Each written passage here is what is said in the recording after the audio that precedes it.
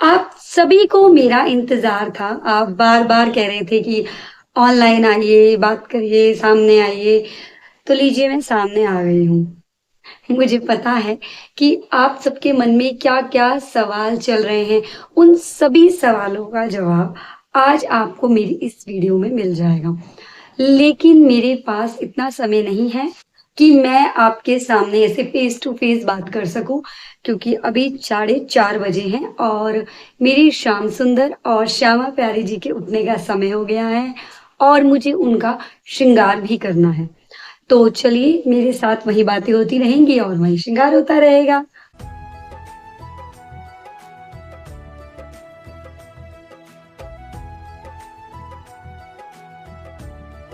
सबसे पहले तो मैं आपसे ये कहूँगी कि जो मनुष्य भगवान की शरण में आ जाता है ना, उसे कभी भी किसी भी परिस्थिति में हो वो, उन परिस्थितियों से उसे शिकायत नहीं रहती।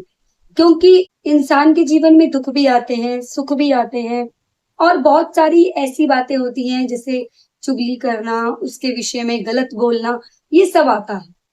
तो ऐसी स्थिति में हमें शांत रहना चाहिए।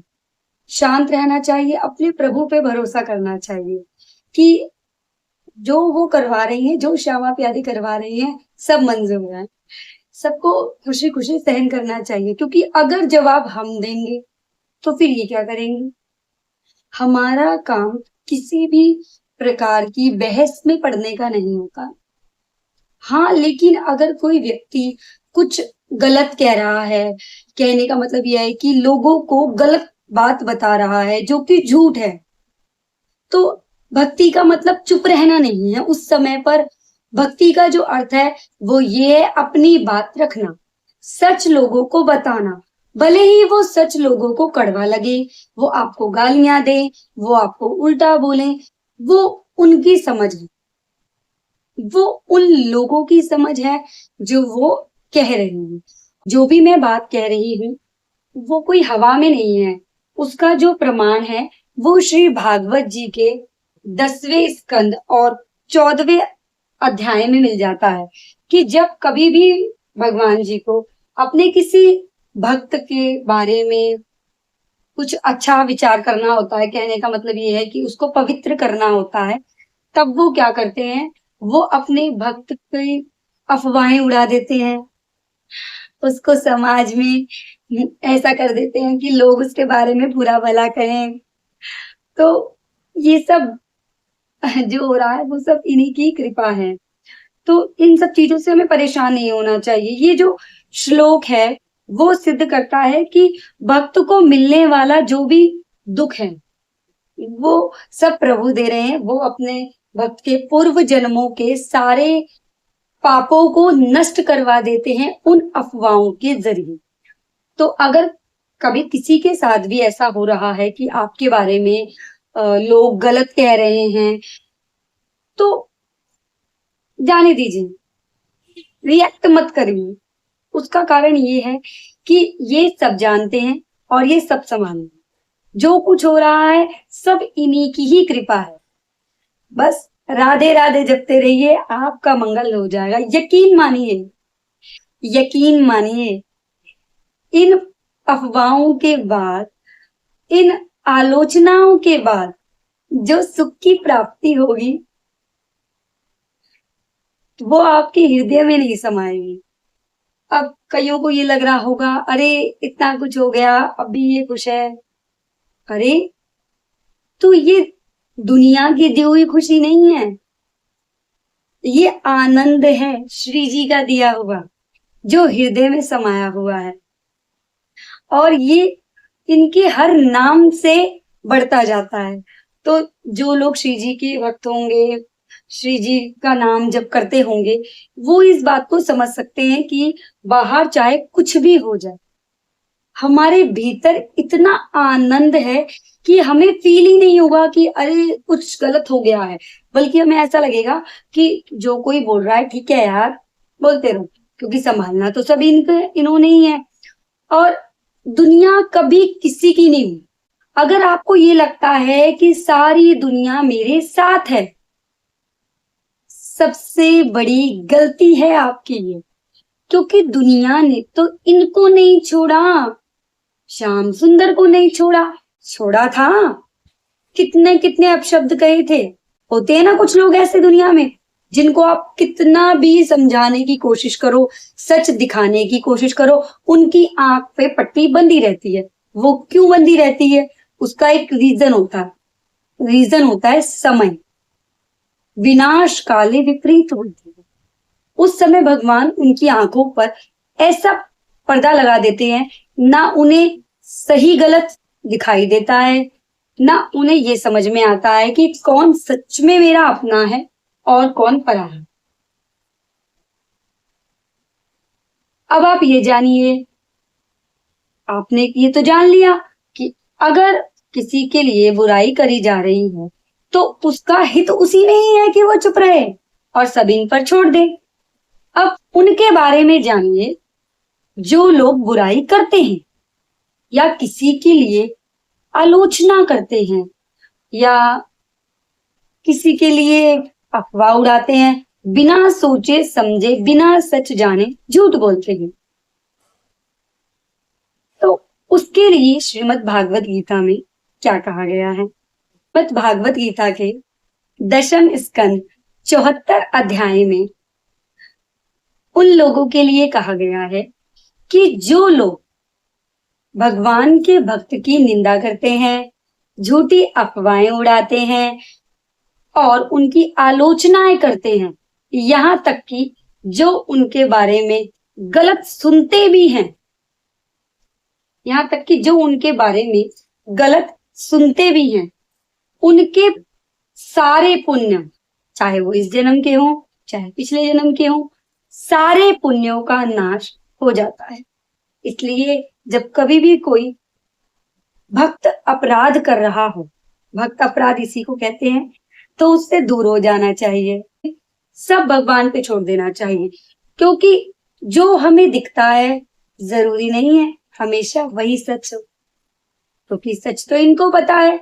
हमारा अगर विवेक बुद्धि इतनी नहीं है कि हम सच और गलत को देख सकें, या फिर हमें पता ही नहीं है कुछ भी, जब हर सिक्के के दो पहलू होते हैं तो एक पहलू के लिए क्यों बोलना, और जब पता ही नहीं है किसी के बारे में तो उसके बारे में क्यों बोलना।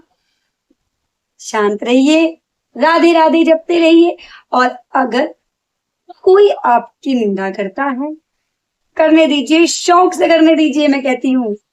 उसके बाद आपको इतना आनंद आएगा, श्री जी का नाम लेते रहिए, बस आप नाम मत छोड़िए, प्यारी जी का नाम जप करते रहिए। फिर ये जाने और ठाकुर जी जाने। देखिए मेरी श्री जी की कैसी लंबी लंबी चोटी बनी है, सुंदर लग रही है मेरी श्री जी। जो लोग मुझे जानते होंगे उन्हें पता होगा, कभी भी किसी के लिए अभद्र भाषा का प्रयोग नहीं किया, कभी किसी की इस तरीके से बुराई भी नहीं करी है ना। अपनी बात को सही तरीके से रखना ना तो कोई अपराध होता है, ना कोई गलती होती है, सबको हक है अपनी बात कहने का। लेकिन फर्क कहाँ आ जाता है? फर्क आ जाता है कहने के नजरिए में, तरीके में।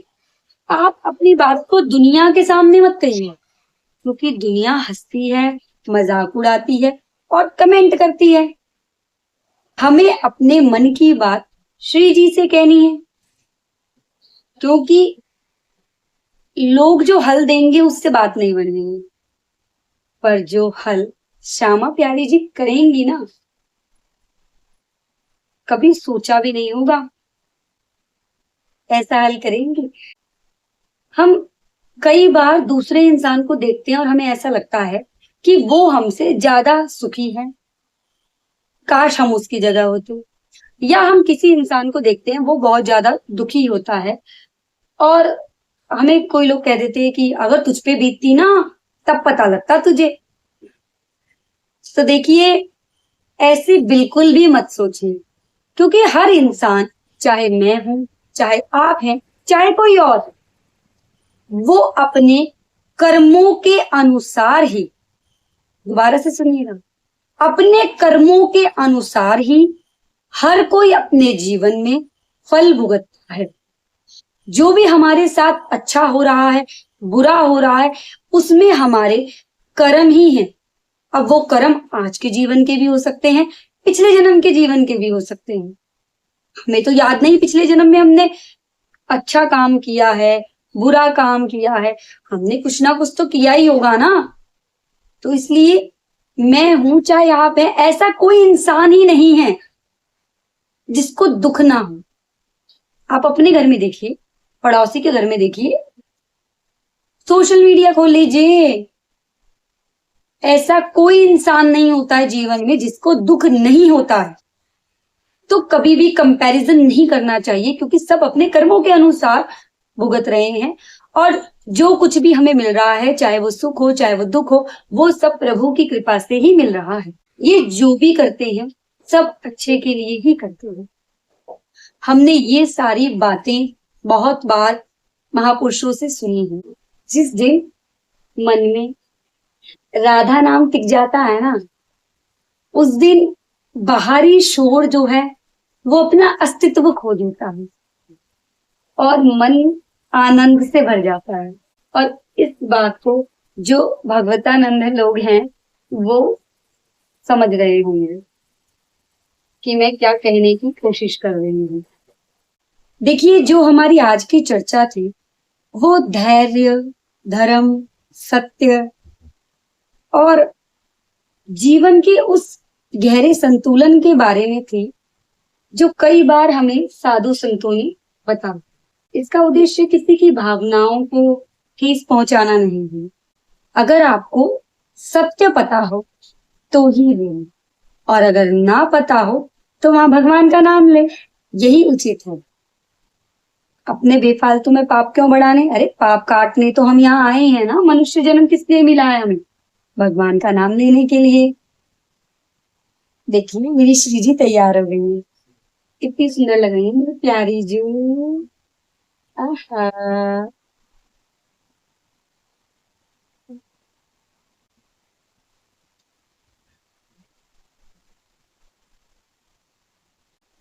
हमारे जीवन का उद्देश्य लोगों को एकत्रित करना नहीं है। हमें लोगों की नजरों में अच्छा नहीं बनना है, हमें भगवान की नजरों में अच्छा बनना है। लोग हमारी सुने ना सुने चलेंगे, पर भगवान हमारी जरूर सुननी चाहिए। तो इसी के साथ वीडियो का अंत करते हैं। वीडियो को चाहे तो लाइक भी मत करिएगा, सब्सक्राइब भी मत करना चैनल को, और ना ही कमेंट करना चलेगा। और एक बार मेरे साथ बोल दीजिए दोनों हाथ ऊपर करके, राधे राधे, राधे राधे। मिलते हैं अगली वीडियो में। जय श्री वृंदावन, जय हरिवंश। राधा